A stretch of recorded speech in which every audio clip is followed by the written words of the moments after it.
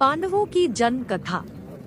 पांडव हस्तिनापुर के राजा पांडु और उनकी दो पत्नियों कुंती व माद्री के 5 शक्तिशाली और कुशल पुत्र थे।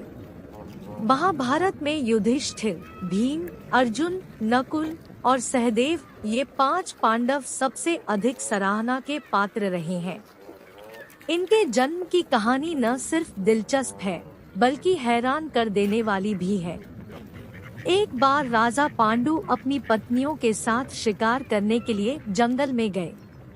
राजा पांडु को वहां एक हिरण का जोड़ा दिखाई दिया जो एक दूसरे से बेहद प्यार करता था। जब राजा की नजर उस जोड़े पर पड़ी तो उन्होंने तीर निकालकर नर हिरण को निशाना बनाया और तीर छोड़ दिया। तीर सीधा हिरण की छाती में जाकर लगा। वह हिरण कोई और नहीं बल्कि हिरण के वेश में ऋषि किदम्बा थे। उन्होंने पांडु को श्राप दिया कि वह जब भी किसी महिला के करीब जाएंगे तभी उनकी मृत्यु हो जाएगी।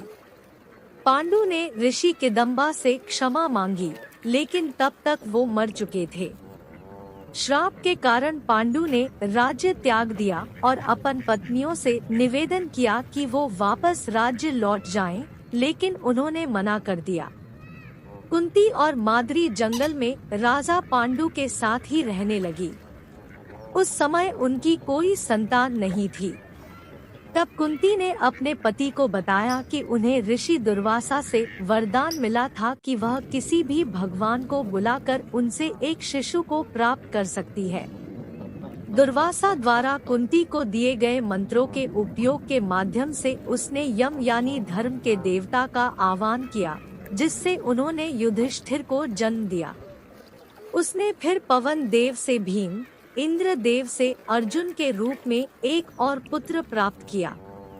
इस प्रकार उसके 3 पुत्र हो गए, लेकिन माद्री के एक भी पुत्र नहीं था।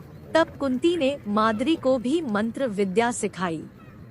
मंत्रों की मदद से माद्री ने अश्विनी कुमारों को बुलाया, जिन्होंने उसे नकुल और सहदेव पुत्र के रूप में दिए। इस प्रकार 5 पांडवों का जन्म हुआ। देवताओं से प्राप्त सभी पांडवों को देवताओं की तरह ही दिव्य गुण प्राप्त हुए थे।